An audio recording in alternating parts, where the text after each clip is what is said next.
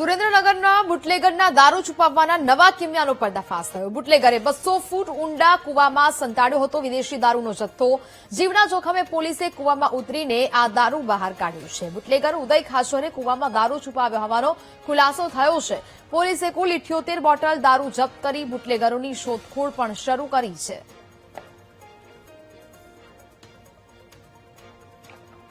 સંવાદદાતા સચિન ફોનલાઈન પર જોડાયા છે।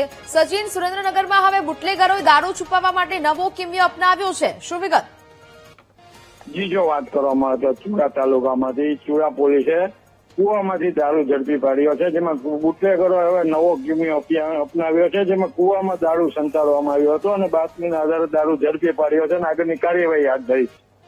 બિલકુલ, જાણકારી બદલ આભાર। તો 78 જેટલી બોટલ દારૂ જપ્ત કરી લેવામાં આવ્યો છે। હવે દારૂ છુપાવવા માટે બુટલેગરો અવનવા કિમિયાઓ અપનાવી રહ્યા છે। જોકે પોલીસ પણ હવે સક્રિય બનીને પર્દાફાશ કર્યો છે।